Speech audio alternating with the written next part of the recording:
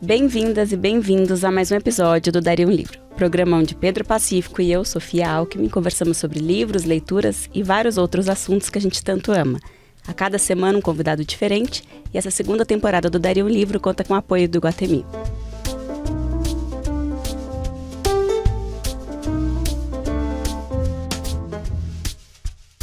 E hoje temos um dos maiores escritores atuais da literatura brasileira. Ele é escritor, redator publicitário, professor universitário. É considerado uma das grandes revelações da ficção brasileira e um dos maiores contistas contemporâneos. Autor de trilogia do Adeus, O Céu Implacável, O Inventário do Azul, Tramas de Menino, aos 7 aos 40 e muitos outros títulos, sendo mais de 30 ao total. Algumas de suas histórias foram traduzidas para inglês, francês, italiano, sueco, croata e espanhol. Recebeu vários prêmios literários, dentre eles o Prêmio Jabuti. Então, deem muitas boas-vindas ao João Anzanello Carrascosa. Bem-vindo, João. Bem-vindo. Muito bom ter você aqui. Já estava tentando, querendo há muito tempo, mas agora deu certo. Eu que agradeço, viu, Pedro e Sofia? É uma grande alegria, sincero, estar aqui com vocês. Ai, coisa boa. Vamos lá que tem muita coisa para a gente conversar. E para começar o nosso papo, eu queria te fazer uma pergunta que eu faço para todo mundo que passa aqui. Que é, antes da gente saber um pouco mais sobre o João, escritor, conta um pouquinho mais sobre o João leitor, né? Quando que surgiu essa paixão por livros? Se é algo desde a infância, se você cresceu numa família rodeada de livros, conta pra gente. Legal, essa é uma história que me levou a ser escritor. Ser leitor é o que me faz ser um escritor. Veja, eu nasci numa cidade pequena, né, no interior de São Paulo, chamada Cravinhos, região próxima a Ribeirão Preto. Aí eu até brinco que Ribeirão Preto faz parte da Grande Cravinhos, né, que domina a região ali. E ali a minha mãe foi professora do ensino fundamental durante um certo tempo. Aí nasceu meu irmão mais velho, minha irmã mais velha, cheguei eu aí agora com 3 filhos, aí vinha vindo um quarto, aí ela parou de lecionar. Mas ela sempre foi uma pessoa que, além de ser professora, ela sempre foi uma leitora. Então na nossa casa tinha estantes com muitos livros. E hoje minha mãe, com 80 e poucos anos, está sempre com o livro na mão. Nunca vi minha mãe sem um livro. É impressionante.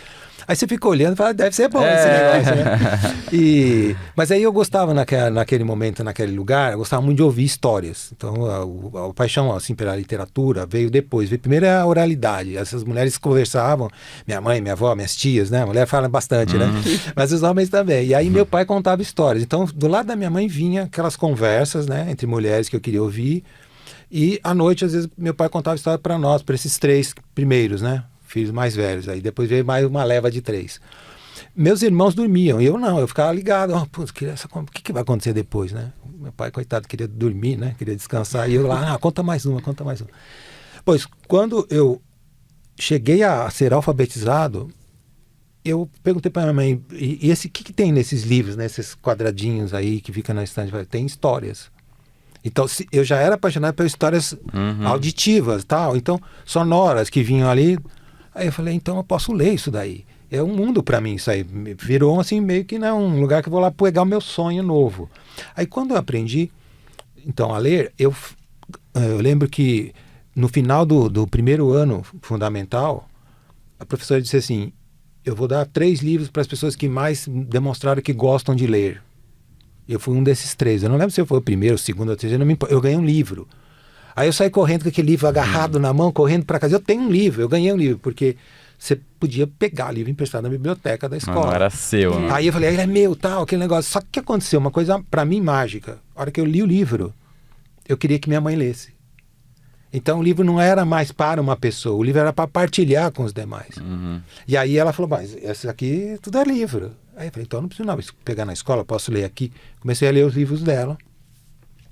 Que eu lembro, comecei a ler tinha um Balzac lá, que eu não entendia direito. Tinha uma... Qual ano você tinha? Eu tinha 7, né? Nossa. Aí eu não sei o que era, eu sei que eu li, mas aí eu estava na França, tal, naquele tempo. Aí ela tinha um livro que era uma espécie de 3, 4 histórias das Mil e Uma Noites. Então era lá o Aladim, a Lâmpada Maravilhosa, Simba, o Marujo. Alguns deles só, né? Não era as Mil e Uma Noites. Mas eu comecei a ler e falei, pô, tô na antiga Pérsia. Então aquilo foi encantador para mim. Eu nasci como um leitor ali e ao mesmo tempo eu encontrava meus amigos e eles falavam, o que você estava fazendo? Não, eu fiquei lendo. Mas lendo o quê? Aí eu começava a contar a história para eles que eu tinha lido. Só que eu, às vezes, bom, como eles não sabem, não estão no contexto, eu inventava umas outras coisas. Demais. Começa assim e tal, mas podia ter começado assado. E comecei a mudar o final de histórias, assim, contar um pouco. Eu acredito que eu já estava exercendo a arte de contar ou recontar. E fiquei cada vez mais apaixonado com a leitura. Na escola que eu estava, você tinha uma biblioteca pequena. Daí o que acontece? Acho que com 8, 9 anos eu tinha lido tudo daquela escola. Que legal.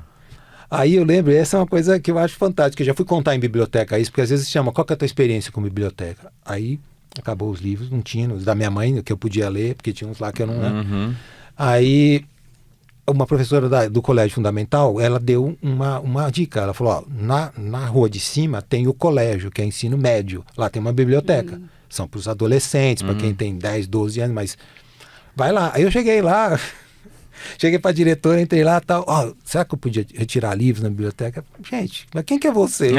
Moleque desse tamanho. Não é possível, Quem que é você? Aí eu falei, eu sou filho do Andrezinho, eu sou filho da Maria Helena, que mora ali na rua Avenida Cândida Nogueira. Ela falou, você quer ler? Eu falei, eu quero. Aí ela me levou para a biblioteca do colégio, onde era frequentada pelos adolescentes muito maiores que eu, mas chegou lá e falou, se você quiser, fez uma ficha para mim extra. Você nem era aluno. Não, eu não era aluno. Aí eu comecei a pegar os livros ali. Olha pegar mais livro que os alunos. Olha que legal. Quem cuidava da biblioteca num certo horário era uma aluna que já estava no 3º colegial, que a gente chamava na época, já estava quase para se formar. Ela atuava ali para ajudar, né? A bibliotecária que às vezes não estava, ela ficava. Como ela era mais jovem, eu chegava lá, Regina, posso tirar um livro tal? O que você recomenda? Porque ela conhecia, esse aqui chegou, esse aqui é legal tal. E o que acontece? Eu lia e voltava a conversar com ela. E aí o que aconteceu? Eu fiquei apaixonado por ela. Ai, quantos anos? Eu não a namorei, mas tipo assim, alguém que, pela conversa da literatura, por ser um leitor e ter alguém com quem eu pudesse dialogar. Aí daí surgiu, li todos os livros daquele colégio. Quando eu entrei nele, eu não tinha mais livro para ler. Tinha que ir pro próximo. Aí tive a maior sorte. A cidade, naquele ano que não tinha mais livro, que eu comecei a ir, não tinha uma banca de jornal, vendia alguns livros que chegavam, eu guardava um dinheirinho para comprar. A cidade criou uma biblioteca municipal, do lado da prefeitura. E aí quem ia tocar essa biblioteca era uma senhora, uma moça, que era minha prima, Nazaré. Tô dando nome aos bois. Aí ela falava, ligava para minha mãe, Maria Helena, chama João aí que chegou livros assim. Eu ia lá ler. Gente, você era devorador. Então eu fui um leitor louco, alucinado. Quando eu fiz 17 anos, eu vim para São Paulo, estudar na Universidade de São Paulo, na Escola de Comunicação e Artes, né, na ECAUS. Quando eu cheguei ali que falaram, tem essa biblioteca, aí eu falei, mas na letras tem outra, na arquitetura tem outra, também tem outra na filosofia. Eu falei, então agora eu enlouqueci. E aí me tornei cada vez mais um leitor. Até hoje. Até hoje, tanto que várias de histórias que eu escrevi, eu procuro aquela situação de o sujeito ler a pessoa. Tem um capítulo de um dos meus livros, que é o 7 aos 40, que a mãe diz para os filhos, vocês estão lendo agora, mas uma hora vocês vão ler gente. E aí nesse capítulo vai ter essa definição de 2 irmãos que estão jogando bola no fundo de quintal, e a bola sempre caía no vizinho, e o vizinho jogava a bola de volta para eles, né? Não reclamava, era um sujeito generoso. Só que um dia eles ficam sabendo que esse vizinho está doente. Então eles começam a jogar bola sem gritar, sem falar, só os dois ali mais na maciota, mais no silêncio. Até que um dia a bola cai e a bola não volta. E eles sabem, eles leram que o homem tinha morrido. Olha. Então é um capítulo que depois eu escrevi um livro mais adiante chamado O Homem que Lia as Pessoas. Que demais. Que é justamente um menino que vive com o pai e ele vai assistir um jogo de futebol, o time está perdendo, meu pai fala, mas nós vamos ganhar. Ele fala, como? Mas eu estou lendo. Aquelas pessoas que fizeram um gol, eles começaram a relaxar. Os outros, olha só, eles vão fazer gol, eles vão passar. E aí acontecia isso no placar. E esse menino pensava que era uma coisa do futuro você ler. Você está vendo para frente. Não, você está lendo o presente, você está lendo o outro. Né? E depois fui ler lá Paulo Freire, ler o mundo, ler para além da palavra. Eu falei, mas é mais que o mundo. É ler aquele que está diante de você, ler a alteridade, ler você mesmo também, né? Não, Com certeza, a gente fala muito disso, né? Não, a gente até tem uma pergunta bem focada nisso, mas só antes de chegar nela, eu vou colocar primeiro você como escritor. Né? Quando que você começou a escrever? Você já tem essa paixão pela leitura e falou que foi meio que junto, né? E a gente sabe que você começou com poesia e depois que foi pra prosa, né? Sim. Você já imaginava desde sempre que você ia escrever, que as pessoas iam te ler, que você ia ter livros publicados? Não, eu acho que assim, aquela frase, né, navegar é preciso, viver não é preciso, no sentido de algo exato, né, na justa medida, nunca passou.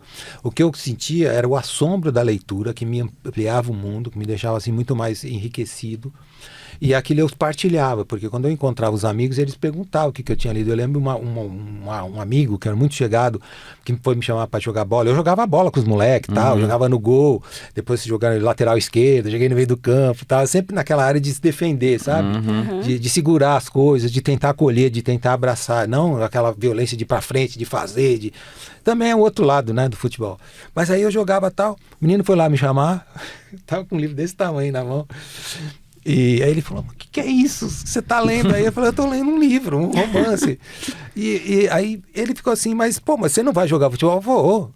E para ele era uma coisa que não é uma paradoxal, exatamente. Eu ia até falar isso, porque às vezes a gente tem um estereótipo, né? Que ou você Totalmente. tá isolado do mundo, concentrado nos livros, e você não interage com os outros. E não, né? Você conseguiu. Claro, aí que acontece? Eu comecei a contar a história pros amigos, porque eles perguntavam o que eu tinha lido, tá? E eu já ia inventando outras coisas. Mas eu nunca me senti um prosador naquele momento, um ficcionista.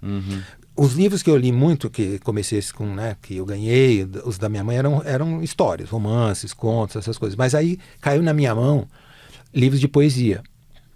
E aí aquilo me tocou mais, por quê? Porque é um mundo de dentro, é um mundo mais digamos, metafísico, é a situação do sujeito diante da sua realidade, suas inquietações. Praticamente não tinha histórias. Hoje a gente vê que tem a poesia mais narrativa também. Então, mas quando eu comecei a ler aquelas poesias, eu sentia que elas estavam dizendo alguma coisa para mim, no meu interior, que as histórias não estavam me contando. E aí eu lembro que eu, como leitor de poesia, fui procurar só os livros de poesia. Durante um certo tempo eu ficava devorando os livros. E eu gostava tanto que, assim como eu contava as histórias e mudando, eu comecei a decorar os poemas. Então eu chegava para meus amigos, sou bravo, sou forte, sou filho de norte, meu canto de morte, guerreiros ouvi.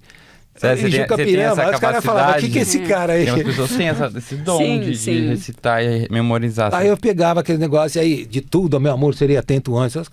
E começava aí, Raimundo Correia, Castro Alves, as primeiras páginas do Navio Renegreiro eu decorei, achava bonito. Repertório, Albatroz. De repente sai o Caetano Veloso com um disco chamado Livro, que ele vai fazer a melodia das primeiras páginas do Navio Negreiro. Eu falei, então, aí eu comecei com esses negócios da poesia. E você lembra até... Desculpa te cortar, lembro. Você lembra até hoje dessas... Você continua Lembro. Não, nossa, é impressionante. Nunca esqueci esses poemas. Manuel Bandeira. Manuel Bandeira, para mim, foi um negócio alucinante. Que foi, o cara tá falando das coisas da vida, das coisas menores, do beco, da andorinha. Pode fazer assim também, né? Sem as rimas, porque eu não sabia nada de escola literária e tal. E eu lembro, isso disse uma vez, que me tocou profundamente, foi uma revolução para mim, né? Um moleque lá de Cravinhos, um livro que caiu nas minhas mãos chamado Impurezas do Branco. Era um livro do Carlos Drummond de Andrade, né? Não era o top livro do Drummond, mas era um livro dos anos 70. Ele estava em ativa, né? Fazendo coisa e tal. O Drummond pega e joga Impurezas do Branco e chegou na minha escola, nessa escola lá do colégio. Eu vou pegar lá. O cara começa falando, o primeiro poema é Ao Deus da Comunicação. E a comunicação é com K, com N, sem o Y. Eu falei, mas que é? Sem o tio, eu falei, mas que é isso? Aí ele começa, a temperatura do dia, se faz sol, se não sai, mas eu falei, mas pode fazer poesia assim? Aí eu fui descobrindo que aquilo era um modernismo, que você podia fazer, tratar de temas menores e tal. Até que eu vi tem um capítulo que você traz temperatura também, Tem, né? aí temperatura. Aí eu comecei a escrever, porque eu falei assim, agora eu posso também me expressar o que eu estou sentindo em relação ao mundo. Que liberdade, né? De não precisar ser tão Exato, restrito, eu falei, né? Isso é para você fazer, para você se abrir, não para você fechar. E aí eu comecei a ler mais poesia e comecei a fazer os primeiros poemas. Uma tia minha, que também foi importante na minha formação, ela era a mulher que tinha talvez a maior biblioteca da cidade, minha tia Maria Luísa, porque ela era do Grêmio Literário, ela pintava, ela era escultora, ela era do teatro, uma pessoa incrível. E ela, até o fim da vida, eu estive com ela morreu com quase 100 anos. E aí, ela que me dava um dinheirinho, tipo uma mesadinha, para eu comprar livro lá na banca, quando eu tinha em Cravinhos uma banca, que vendia uns livros lá. Aí ela falou, você quer ler também? Na minha casa tem livros. Eu também fui lá ler os livros na casa dela. E essa minha tia, ela me ajudava muito, coisa e tal. Ela falou, lê aqui o que você quiser, não fica olhando as orelhas, você tem que ler o livro. Se aquilo te tocar, você vai e vai. E aí eu comecei a escrever meus primeiros poemas Um dia ela viu umas coisas lá que eu estava escrevendo. Quantos Ela falou, o anos? que é isso? Eu acho que eu tinha 12 anos. Tá. Ela falou, o que é isso? Eu falei, eu estou escrevendo umas coisas aqui. Aí ela falou, posso ler, né? Em geral, eu tinha muito medo nesse começo, né? A gente tem, né? Mostrar o que a gente Sim. fez, que a gente está em progresso, ou que a gente achou que não está legal ainda, mas a gente está se dizendo, né? Está se lendo também, né? À medida que a gente escreve, a gente está se lendo. Expondo, né? Aí ela, minha tia viu, nossa, que bacana, não, que você está lendo. Tá? Eu leio, acabo lendo, acabo escrevendo, né? Falei, então, mas escreve, incentivou pra caramba. Não, você tem que escrever. Aí um dia, a cidade tinha um jornal de Cravinhos, jornal que saía de domingo. Quantos habitantes tem Cravinhos? Hoje tem 20 e poucos mil. Na época tinha menos, né? Talvez uns 8 Bem mil, 9 mil, pequena, porque ela demorou nossa. para crescer, porque como o Ribeirão está ao redor, sufoca um pouco, né? Não Nossa, acaba bem crescendo. pequena, gente. Aí, olha só, chego lá, o jornal de Cravinhos de domingo, abro lá, tem um poema meu. Essa minha tia tinha feito o presente de que Ai, que ela depois demais. que ela me convenceu que não, que era bonito mostrar, tal, ela me fez a surpresa. Ela viu aquilo e falou: "Não, esse tá bonito. Nossa, que bacana isso", tal. Sem fazer crítica, é um poema de um moleque, né? Aí tal, ela publicou. Aí eu comecei a fazer poesia. Porque eu sentia que, né, as pessoas me encontraram na rua, legal aquele poema, coisa e tal. Me incentivaram. Aí eu falei, eu vou continuar fazendo isso. E só fui passar para prosa quando eu vim para São Paulo, como eu estava falando para vocês. Quando eu entro na Escola de Comunicação em Artes, aí é uma escola de cinema. Eu nunca tinha visto filmes, por exemplo, de Fellini, né, esses filmes da Charlie Chaplin, coisa e tal, porque não tinha, não passava na televisão, lá, TV Tupi, né, TV Globo, lá na época eram TVs, não eram redes. Quando eu vi lá, eu tinha aula de manhã e eu ficava à tarde no cineclube, pegando livro, assistindo filmes, coisa e tal. Aí eu comecei a sentir que eu devia narrar, que eu queria contar também. Talvez por isso, na minha literatura, ela está muito aberta para a invasão do instante poético, né? Não é a poesia em si, com os versos, né, Pedro? Com o enjambemã, com os cortes que você dá para fazer o poema, que são as cesuras. Não, ela é a história, mas ela está lá presente. O gosto pela metáfora, pela musicalidade. Né? E teve uma ocasião que me perguntaram como que vinha a história. E foi me perguntado assim como a gente está aqui, numa estação de rádio. E aí eu falei assim, vem pelo som. Aí eu falei, não, você está brincando porque você está aqui falando comigo. Eu falei, não, vem pelo som. Eu ouço como se eu tivesse colocado numa estação que a história tem que me levar por essa musicalidade, por esse tom, por esse diapasão. Aí eu vou. Tem histórias que te levam para um outro. Que você sente a atmosfera, um peso, uma dureza, uma coisa cinzenta. Aí você vai nela também. Aí você vai contar uma história mais de perda, uma história mais de sofrimento, mais de uma outra vibração. Mas aí, daí surgiu o escritor. Que máximo. Hoje com vários livros publicados. E pelo que eu vejo, assim, nas suas obras, as temáticas, elas se repetem em alguns momentos, né? Tem muito a questão das relações familiares. E de real, né? Mundo real mesmo, assim. Eu acho que é bem concreto, apesar da sua escrita poética, muito da família, muito da realidade. Queria saber de onde vem esse interesse pelo tema da família. Principalmente, eu acho, relações pais e filhos tem muito, né? É algo de uma origem pessoal, assim, da sua relação com os seus pais, da sua relação com os seus filhos. O quanto tem de autobiográfico nos seus livros? Legal. Não, Pedro, te agradeço também muito, né, Sofia? Que é assim, ó. Eu acho que isso passou para minha literatura. Você falou até de vem a origem. Acredito que a originalidade vem de você voltar-se para sua origem. Ou seja, você é um sujeito que vai te fazer diferente de onde você veio, como você se formou, as apreensões que você tem no mundo, as tramas pelas quais você também, né, foi atravessado, histórias familiares crônicas da tua cidade, coisas desse tipo, você é impactado por elas. E se você se voltar para elas, você vai ter um repertório, você vai ter uma ótica de relação com o mundo que outros não têm. E aí que você vai fazer diferente de que outro faz. Então você vai ver, por exemplo, um Guimarães Rosa, né, se ele faz os primeiros contos com o nome de personagens que são americanos, porque ele tem que ler inglês, porque ele vai ser um diplomata, um homem, né, que vai falar várias línguas. Depois, quando ele volta, né, da Alemanha, ele vai ali no Sertão Mineiro, aí nasceu o Guimarães Rosa. Porque a originalidade dele se volta para a origem dele. Origem mesmo da onde você, né, eclodiu, nas suas raízes. E outros escritores, a gente não precisa nem dizer, a linhagem é a mesma, é dali que vem. Então, o que acontece? Eu sempre falo, né, Cravinho é uma cidade pequena, né, você falou pequenininha, isso e tal. Quando eu era menina, eu era menor ainda. Então, eu lembro que um dia eu colocaram um sinal um semáforo. Um semáforo na cidade. E um ficava vermelho, verde, vermelho, amarelo, verde. Aí vermelho não passava um carro. Você podia deitar ali, dormir e tal, que não passava um carro. Então, no entanto, esse não acontecimento, ou esse acontecimento, digamos, mundano, chamava atenção para você observar o quanto aquilo poderia mudar a tua existência, que você podia chegar devagar e tentar ler aquilo. E aí, a questão familiar é assim, um dia você está lá, desse tamanho, e você olha que aquele sujeito que está na sua frente parece com você. Tem os olhos da mesma cor, tem a sobrancelha, só que ele é o teu irmão, não é você. Aí você olha para outra pessoa, a tua mãe, você percebe que você tem uns lábios parecidos com os dela, o jeito de falar, o jeito de sorrir, só que você não é ela. Então a descoberta do outro se dá, primeiramente, pelo menos para mim, eu acho que com todo mundo, no núcleo familiar. Você se descobre que você é um e o outro é o outro, e o mundo só tem eu e o outro, vocês e os outros. Tanto que a gente só narra em primeira e terceira pessoa, não existe outra maneira, existem outras que você pode mesclar, mas essas que dominam. Observando o outro, num lugar desse, você não tem como chegar no outro pulando, porque tudo vai num tempo descomprimido. Você vai se acercando do outro como uma câmara vagarosa, para não invadir o espaço do outro, para não gritar com o outro, para não rasgar a individualidade do outro. Então você vai aprendendo a chegar devagar.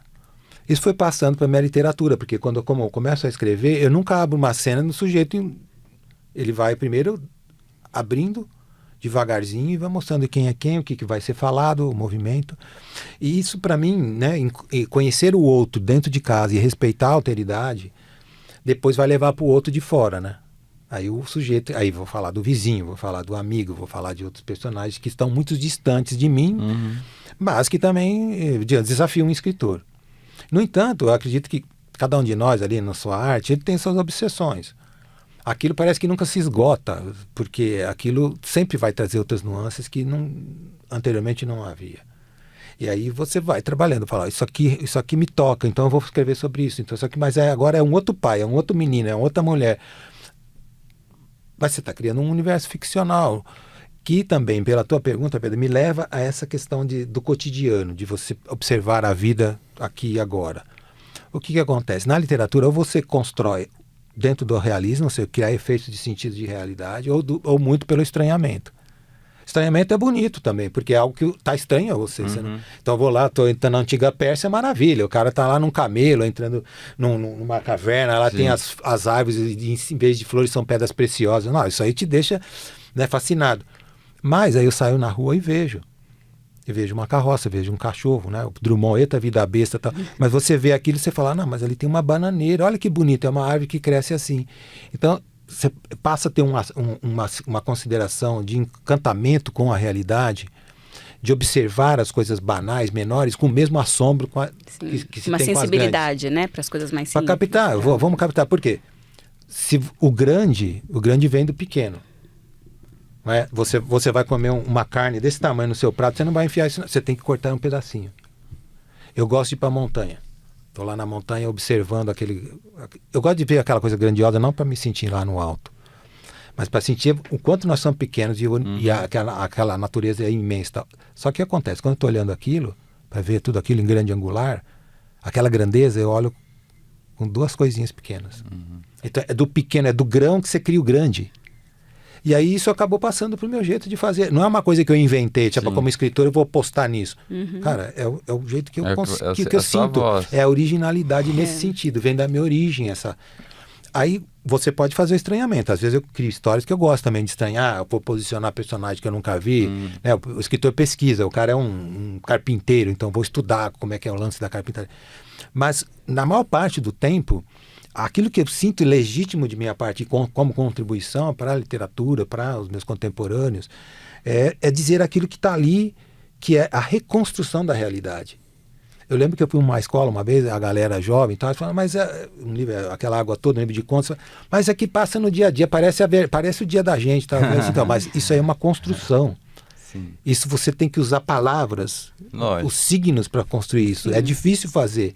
Você tem que, né, contextualizar, você tem que dar fala para os personagens. É difícil colocar em palavras esse cotidiano, né? O cotidiano, como você vai agarrar? De uma forma não enfadonha, né? Porque se você ficar só contando e descrevendo o que comum, você tá vendo. né? Porque você tem que Exato. dar Então aí uma outra exatamente essa aura, né? câmera, como que essa câmera vai chegando, o que ela vai revelando, coisas que aparentemente o outro não está olhando, e são os pequenos detalhes, né? Ou só detalhes, né? Porque os detalhes já são pequenos, mas o detalhe é expressivo. Aquele detalhe que tem uma significância maior. Que você observa e, aqui tá, tô vendo, né? Igual você tem, por exemplo, o filme lá, O Pianista, os caras estão ali com metralhadora, destruindo uma cidade, tudo escombro, gente morrendo, aí passa uma mulher de mão dada com um filho e vai levar ele na escola. Isso acontece, isso aconteceu, muito. porque o mundo continua, Hoje, nós né? estamos com guerra lá na Ucrânia, e nós estamos aqui. Sim. Então, como que você constrói a realidade de um jeito que ela, né, vai parecer verossímil, mas que ela tem que afetar o outro, porque ela é reconstrução racional de uma emoção. Racional por quê? Porque você usa as palavras, você vai escolhendo, elas não vêm, né, em escrita automática, você tem que trabalhar.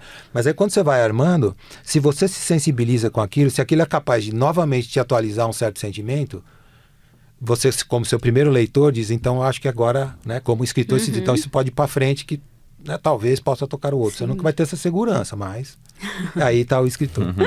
Não, e você acaba abordando bastante também o relacionamento pais e filhos, né? Inclusive Sim. aqui em todos os livros que a gente trouxe tem isso, né?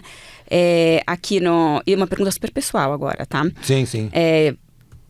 O Pedro me indicou, inclusive, a trilogia... Do Adeus. Né, do Adeus. E daí é um livro que você... O primeiro livro que é O Caderno de um Pai Ausente, né? Sim. De um ausente. Sim. Você escreve para sua filha, né? Daí a minha pergunta é como foi quando ela leu? Foi aos poucos ou um dia ela pegou ele inteiro? Porque imagina a emoção. Se pra mim foi uma emoção, se pra gente que de fora foi uma emoção, eu imagino pra ela como foi ter lido esse livro. Olha só, eu vou falar uma coisa que vai te surpreender. Você vai ver. Que é o seguinte, O Caderno de um Ausente, ele foi escrito 2 anos antes de eu ter essa menina. Eu tenho uma filha hoje, ela chama Maria Flor. Sim. Ela não chama Beatriz. Sim. Mas o que acontece? Eu escrevi esse livro... É ficcional, né? É uma ficção, Sim, mas o que acontece? Parece que ele estava... esse narrador, parece que... Já tinha filha. De certa forma, vamos lá. Eu também achei que você fez meio que inspirado Então, mas veja só. Eu acho que não só qualquer um de nós, não é só o artista. A gente mistura os tempos, porque a gente está aqui, mas a gente está também um pouco ali na frente. E eu acho que como a gente trabalha muito com o passado também na literatura, você puxa as memórias para fazer a recriação, transfiguração de experiências. Você está trabalhando no presente, mas onde está o futuro? Às vezes você vai nele também. Sim. E não é nada de sobrenatural, todo mundo, né, tem essas pesquisas que você começa a pôr um monte de imagens, as pessoas vão vendo imagens legais e um segundo antes de vir uma imagem cruel, as pessoas já estão temerárias. Isso pesquisa no mundo inteiro, ou seja, você vai no futuro, não precisa ser um futuro tão longo, mas aí o que acontece? Eu senti uma ocasião que eu precisava escrever um livro desse tipo, de um homem de 50 e poucos anos que já estava ficando mais comum, né, nas nossas gerações, que tinham filhos já com uma certa idade, né?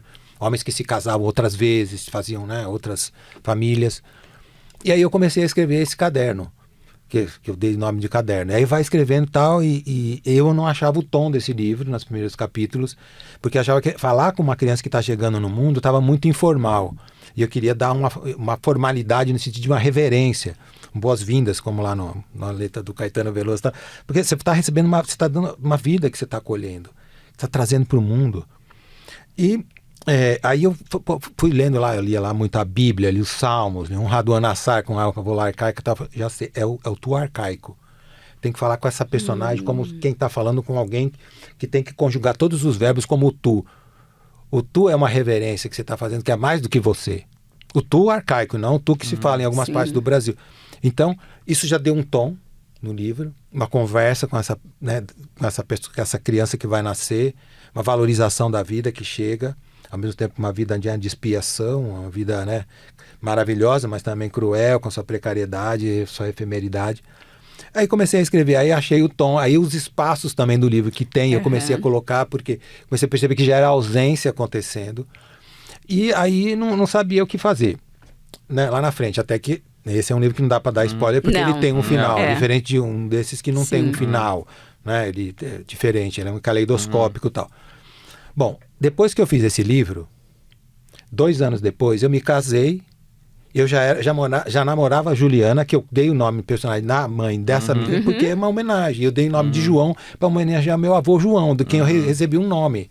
Há vários livros meus que não tem personal, nomes são outros, que eu estudo também os nomes. Sim. Mas esse eu senti que a coisa tinha uma potência, então eu achava que devia ser um João, devia ser uma Juliana e devia ser uma Beatriz. Também tinha uma razão por ser Beatriz. Bom, 2 anos depois eu me casei e aí do segundo para o terceiro nasceu a minha filha, Maria Flor. Então muitas vezes eu ia num lugar com ela, hoje ela tem 7 anos.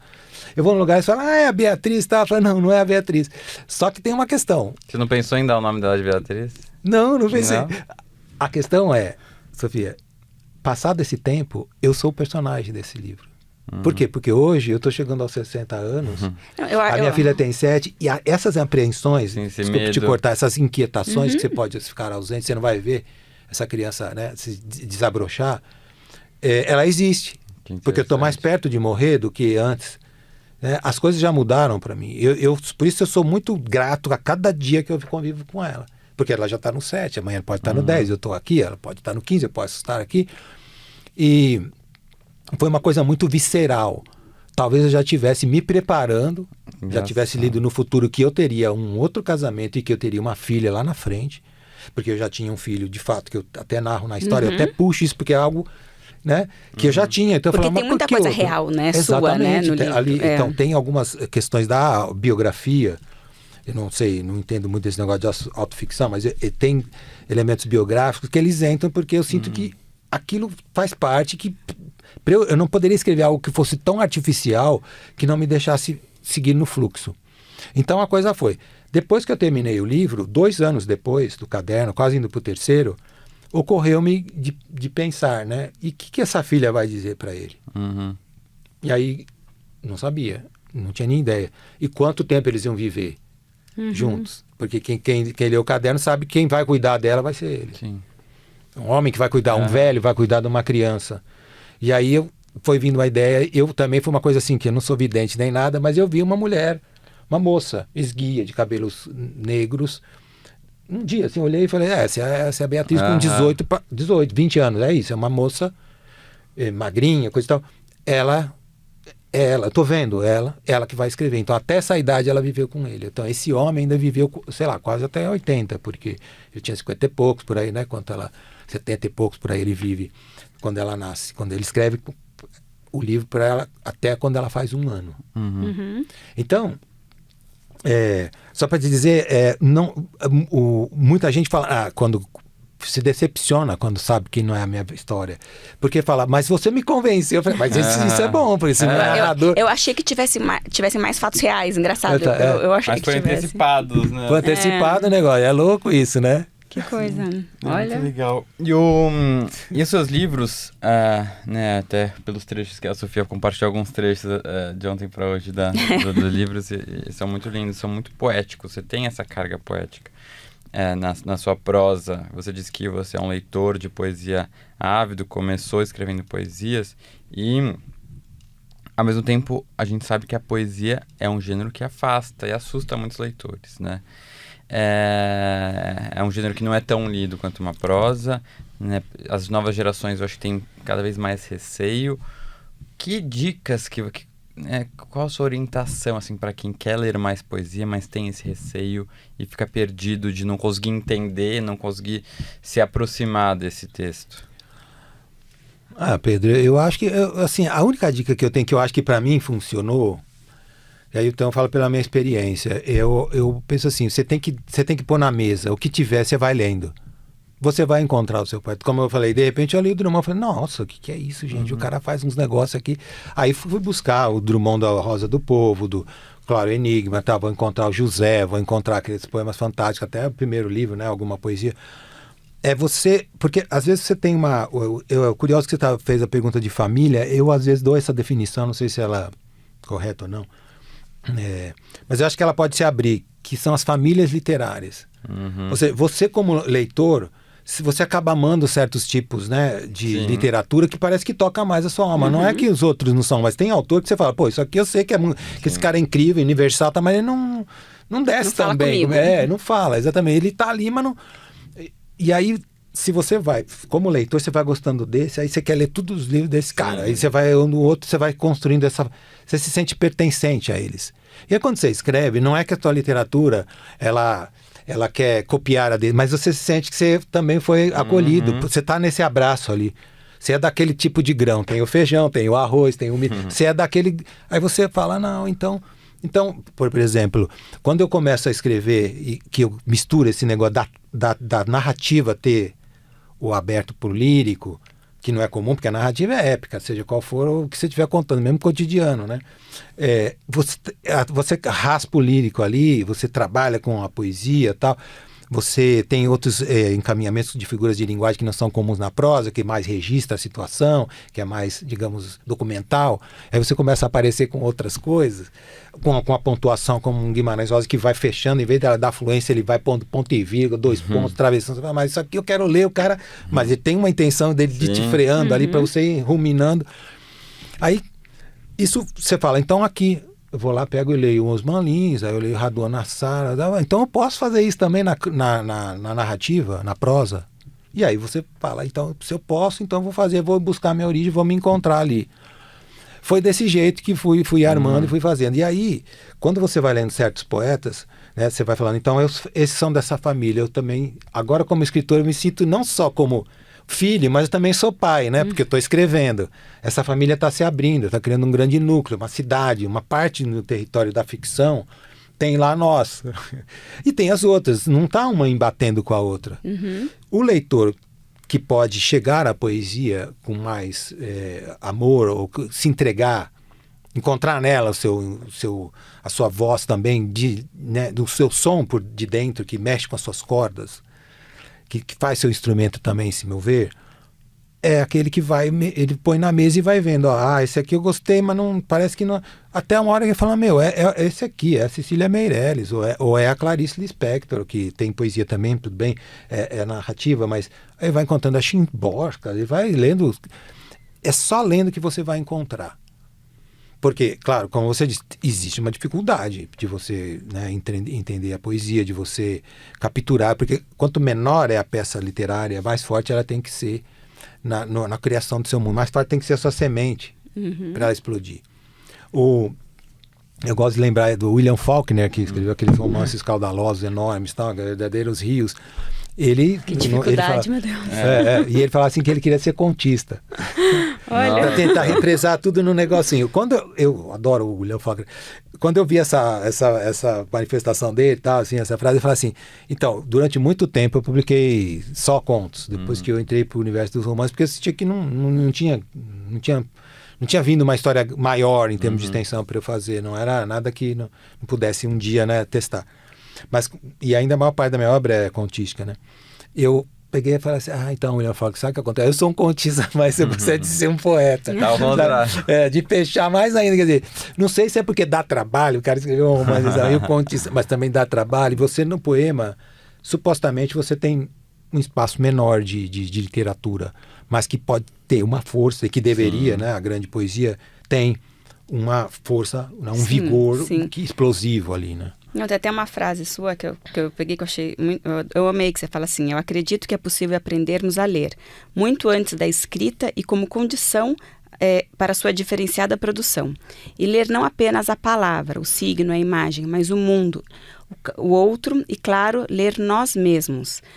A leitura precede a escrita, embora por vezes se aglutine a ela. Ao mesmo tempo que lemos, também escrevemos em nós o texto que decodificamos. E isso me fez pensar isso sobre como o papel da poesia, porque você é muito além da palavra, né? Você não se limita a entender uma palavra, você não está lendo uma sequência de palavras, você viaja muito além, né? O que elas te causam, né? Você sentir aquelas palavras também, né? Sentir o que elas despertam em você, eu acho que tem muito disso mesmo na poesia. E a leitura também, né? A literatura também, né? De você mergulhar em você mesmo, né? Nos seus próprios sentimentos, até como autoconhecimento, né? Sim. Eu acredito que vocês disseram, no fundo, isso que eu poderia pensar assim, que ela nos eleva no sentido de que você sobe um degrau na compreensão e no sentimento do mundo, e não só elevar, para não parecer algo muito aristocrático, mas ela nos enleva. Porque você vai, ela comove. O que é o comover? É mover junto. Por isso que eu leio um livro, quero que o outro leia, porque a beleza é para ser partilhada. Sim. A dor também, se for possível. Que o outro se reconheça como humano. Né? E a literatura, outras artes também, tem esse poder, vamos dizer. Né? Tem, pelo menos, ela está ali na sua condição, tentar nos mover, comover, levar e nos enlevar. Então, Perfeito, acho que é por aí, né? E falando em dor e caos, tem uma entrevista que você fala o seguinte: a criação emerge do caos, já diziam os mestres orientais. Criar é uma maneira de dar ordem ao que está confuso, formatar o que está disforme, atar elementos soltos, emoldurar o que está perdido e assim compor um quadro. E eu te pergunto, João, para você, qual é o seu caos? Qual é o caos que você tenta organizar por meio da leitura? E se você enxerga que a escrita e a literatura, né, até a própria leitura pode ser não só o ato de escrever, mas de ler também uma forma de organizar o seu próprio caos? Eita, Pedro, o negócio é o seguinte, olha só. A palavra escrever não vem dessa origem, mas a palavra redigir, redatar, a redação, vem de organizar. Organizar é pôr a ordem, isso que você está dizendo, é dar organização das coisas. Eu penso assim, que eu acho que eu sou um escritor, porque quando eu olho as coisas, eu gostaria de transformar, de que isso aqui ficava mais bonito nessa posição. Então, aí você está escrevendo. Você está ordenando coisas no mundo. Ordenando não no sentido de você autoritariamente estar fazendo, mas você está contribuindo para que algo possa também encontrar seu espaço de beleza, se aos seus olhos aquilo não estiver, ou uma outra harmonia. Né? E às vezes aquilo está tão arrumado também que você precisa tirar aquilo do lugar. Então, o caos é quando você vê que aquilo está faltando, né, construir beleza. Porque se você for olhar o deserto é bonito. O deserto não é um caos. Você vê as dunas como que elas, né, funcionam, alguns tipos, né? E aí vem aquele no meio onde tem água, nasce um oásis e tem um verde vicejante. Você fala, não, mas como pode de repente aquilo acontecer ali? Então tudo tem uma beleza. Mas por vezes isso está de forma que você está olhando e você não está conseguindo ver. Quando você constrói uma história, você às vezes vem esse som que é um choro, que é um lamento, ou que é uma risada de alguém que, né, encontrou um momento sublime, que é uma apreensão do silêncio que precisa muitas vezes a gente ter para um com o outro. Os silêncios se falarem, né? Entre si eles se negociarem, o que fazer, se abraçarem também, vem desse lance. Então eu tô lá, vou escrever, então essa história, como que eu vou? Ela tá solta, esse ruído veio, esse som, mas eu não sei onde ele, para quem vai ser? De quem é essa risada? De quem é esse sussurro? De quem é esse sorriso? De quem é esse choro contido? Aí vem a história. Aí eu tô organizando alguma coisa que ficou também no meu mundo solta, nesse caos, que é o caos interno também, né, nosso, porque o externo estamos aqui, a gente também não pode pôr ordem em tudo. Eu acho que a literatura é uma forma dessa. Tanto que eu sou um sujeito que quando eu chego em casa, se eu vejo coisas um quadro virado, eu tenho vontade de arrumar. Né? Mas tem dia que está tudo arrumado, eu vou lá e empurro certo? Você sente que o que te move a escrever assim? A gente fala muito de dores, né? de inquietações. Você tem essa pulsão, assim? Essa é a origem da sua vontade de escrever? Não. Eu acho que a escrita, para mim, é uma situação que eu poderia dizer que ela me dá o sentido de presença. Sabe quando você sente a hora que você está vivo? Porque o tempo todo você está com coisas comezinhas, coisas muito, né, prosaicas, fazendo, meio que automáticas. Quando estou escrevendo, eu tenho sentido de presença. Sinto que eu estou vivo, que aquilo que eu estou fazendo é um encontro de mim comigo, né, da minha leitura de vida, de me ver como um sujeito, de busca de transformação e de uma entrega para o outro. Porque um livro desse está escrito, eu não tenho ele em casa. Porque eu vou fazer o quê? Vou ler o livro? Vou ler meu livro? Vou ficar olhando ele na parede? Então, quando eu recebo uma cota de livros que eu publiquei, eu já dou para as pessoas. Eu levo, vou dar na biblioteca, eu vou fazer o quê? Por quê? Porque o ato de escrever aquele livro, aqueles meses, aqueles dias, ele já foi uma consideração, ele já foi vamos dizer, uma entrega para o mundo. E para mim mesmo, obviamente, foi uma certeza de que eu vivi aquele instante. E aquele instante está condensado, ele está represado numa história que foi feita, que passou por mim, mas ela é do outro. Um livro você nunca, né, como sabemos, você nunca vai dominar onde ele vai, coisa e tal. Ele segue sua história. E isso me move, e é prazeroso também, embora, como você lembrou, a gente está falando de dor, está falando de sofrimento, falando de inquietações, coisas que nos, vamos dizer, nos agridem, né? O mundo nos agride o tempo todo, mas, ao mesmo tempo, quando você sente, você fala, é como se eu sentisse que eu nasci para fazer aquela coisa. Ela é menor, ela não tem sentido, ela não tem explicação, ela não gera mil outras coisas, mas é o que eu vim fazer. Então, entregando-me a ela, eu sinto a vida. A vida na sua pulsão mais sublime, mais intensa. Então, né? É uma maneira de colocar para fora a sua vibração. Sim, de entregar também pro outro, que você fala, por que vai ficar só comigo, né? Eu vou só ler, antes de você fazer a próxima pergunta, 2 trechos que você até marcou, que eu tirei print do Caderno de um Ausente, só para vocês verem essa pulsão que está nos livros dele e essa carga poética. Sonhar nos salva da rotina, mas também nos desliga da única coisa que nos mantém em vigília. O muro concreto do presente. Que até um pouco do presente você fala. E essa também. As lembranças são mesmo uma segunda via. Tudo que foi à primeira vista ganha outra configuração aos olhos da memória. Muito lindo. Incrível, né? Sim, eu amei. lindo, sim. Marquei o livro todo. Eu tenho mais uma pergunta. Pode fazer, Sofia. Essa é muito breve. Não, de uma coisa que você falou agora que eu fiquei curiosa. Depois que o livro tá... Você terminou o livro, você lê de novo? Não, nunca mais você lê de novo. Algum livro seu? Muito difícil. Só, por exemplo, se você falar, você pode ler um trecho, eu vou procurar um e vou dizer, olha, aqui acho que tem... Mas você não, depois, tipo, chegou impresso na sua casa, a primeira vez que você não vai ler? Leio. Não, quando chega um novinho, você dá uma folheada. Será que não tem nenhum problema? Algum erro aqui e tal. Às vezes você lê uma página e fala, não, acho que tava legal. Você esquece às vezes de uma coisa, tipo, alguém lê uma coisa sua, você fala, eu escrevi isso? Sim, assim, né? Tá, porque outro dia alguém postou um trecho do meu livro, eu falei, gente, eu já não lembro. Mas você sabe, Pedro, que acontece duas coisas. Uma é essa, você fala assim, não, nossa, tá legal isso daí, né? Será que foi eu mesmo? Você nem lembra que lugar que tava. Qual obra, né? Porque como eu já escrevi muito, já não sei. E outra, tem hora que você lê um trecho, você fala assim, eu sei que dia que eu escrevi isso. Sério? Olha, Em que momento que tá em tal livro e tá no começo, às vezes não sabe, pai, mas tá nessa parte. Eu lembro que nesse dia tava chovendo. E essa que é a metáfora que eu trouxe. Uau. Então são as duas coisas da memória, que a memória fica negociando o que guarda e o que não guarda, né? Agora, sobre a morte, você disse que a perda significa algo que será impossível banir da nossa existência. Ou seja, a dor não há como resolver. A dor sempre estará conosco, como se fosse aquela ferida que estará lá.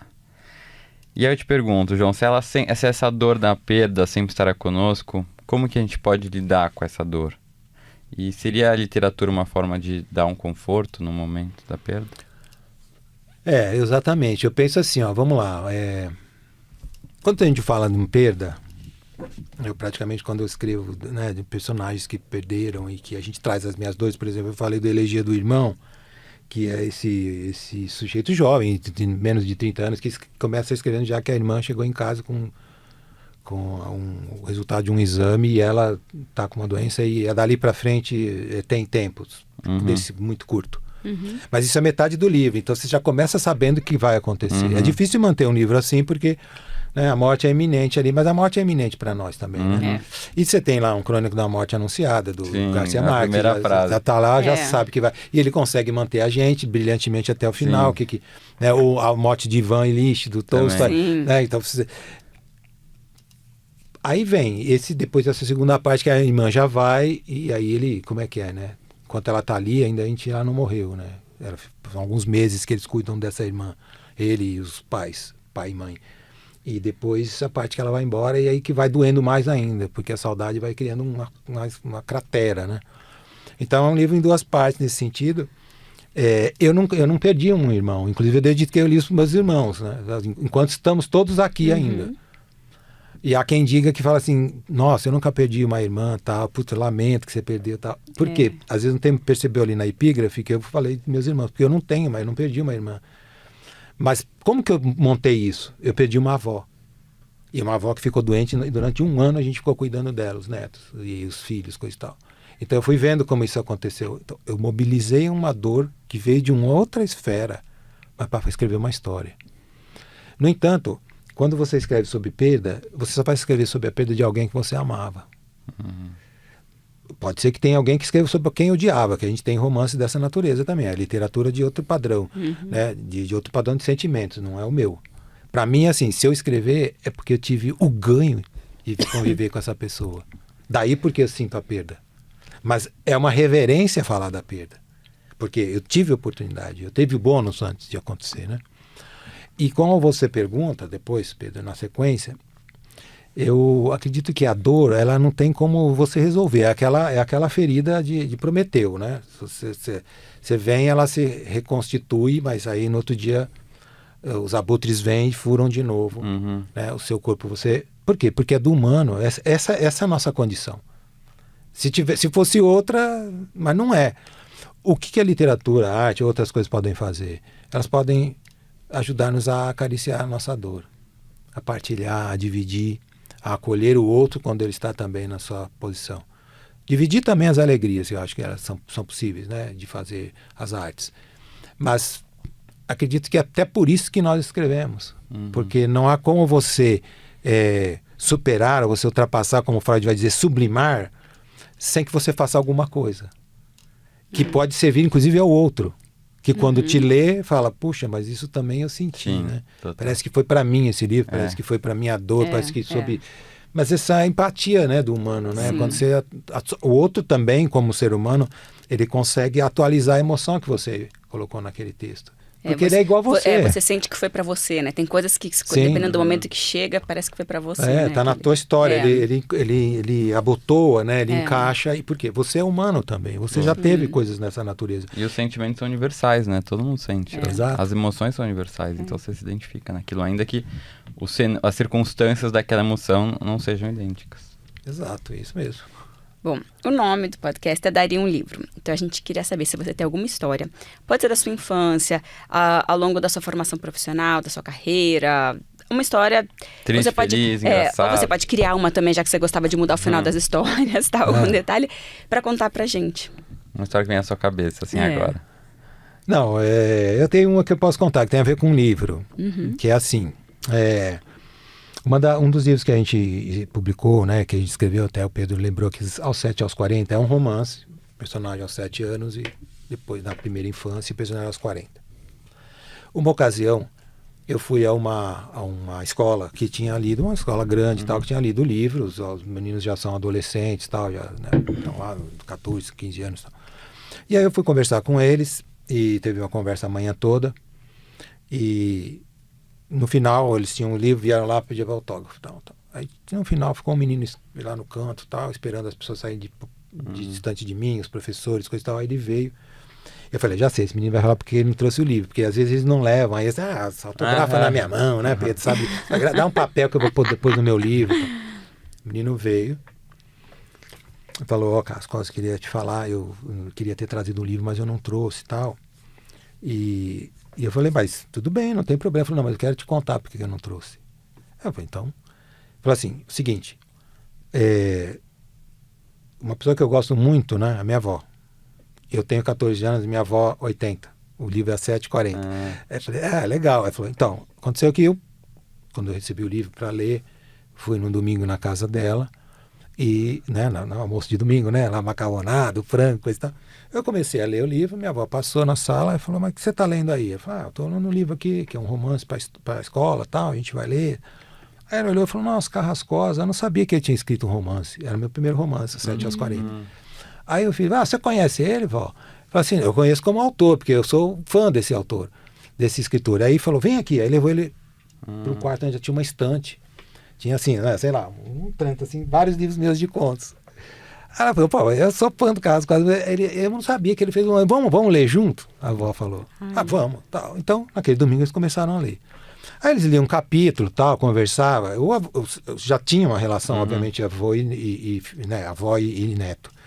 Mas a conversa, quando você está falando de livro, você tem, né, uma interligação, é um momento de ampliar afetos. É gostoso você falar com quem você ama e de assuntos vários, né? Assistir um jogo junto, assistir uma novela e tal. Aí no outro domingo continuaram a leitura e conversando e tal. Quando chegou, acho que depois de 3 domingos, eles terminaram a leitura. O final do livro é um final forte, tal, mas também ele fica em aberto. Então eles ficaram conversando sobre isso. Mas foi uma conversa muito legal, que ele sentiu a avó muito feliz com aquilo, né? E eles dali também, né? Uma coisa gostosa, né? De você ver como você tem uns momentos mágicos, né? Entre pai e filho, enfim, entre primos, tal. Beleza, aí tal, acabou. Aí ele diz assim, isso foi no domingo, na terça-feira minha avó morreu. Olha. Aí ele diz assim, sabe por que eu não trouxe o livro? Porque a última vez que eu vi minha avó sorrindo e feliz nesse domingo foi lendo seu livro. Então eu pedi para colocar esse livro no meio das flores no caixão. Mentira. Um adolescente falando isso. Não é incrível? Nossa, É a emocionante. história de um livro.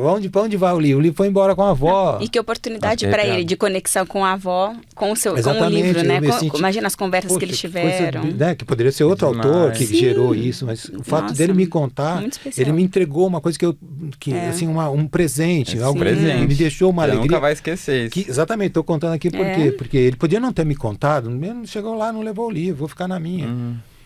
Essa é a Nossa, é partilha, lindo. quando as histórias são levadas para o outro. Maravilhoso. Deve ser muito Adorei. gratificante. Daria e deu um livro, né? É. Dará mais que um livro.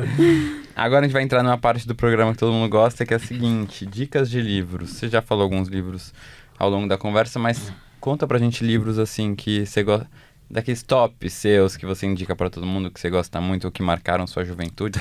Fala uns 3 aí nomes de livros aí que você indica pro Vixe, pessoal. vamos lá, vai. Bom, um livro que eu acho que tem a ver, inclusive, com o que a gente estava conversando é a Felicidade Clandestina, da Clarice Lispector, que é um livro com vários contos, e um conto que dá nome ao livro, chama Felicidade Clandestina, e está ligado à leitura, né? Menina que quer ler um livro, a outra não lhe entrega o livro. É algo que me toca muito, porque tem vários momentos dessa pequena história, um conto de 3, 4 páginas, essa ideia de você ficar com o livro o tempo que você quer. Que é um pouco do que a gente almeja na vida, ficar com as pessoas o tempo que a gente quer, só que elas se vão. Hoje né? eu até postei um negócio que eu achei, é uma piadinha. Vai lá, manda aí. Mas assim, se ler fosse ruim, as pessoas devolveriam os livros emprestados. Né? Verdade, Maravilhoso. tem muita gente que some com os livros Eu aí. fico louca quando não me devolve. Tem a ver então, né? Um outro livro que eu já citei aqui, assim, de tangência, mas falando dos antecedentes, é o Lavoura Arcaica, do Raduan Nassar. Maravilhoso. Esse é um livro que eu sinto que lindo. o Caderno de Ausente, eu sinto que ele tem esse diapasão de pertencer a esse tipo, né? Como uma família literária que é composta dos leitores, dos escritores, né? Que se sentem melhor, né? Naquela ambiência, naquele tipo de literatura.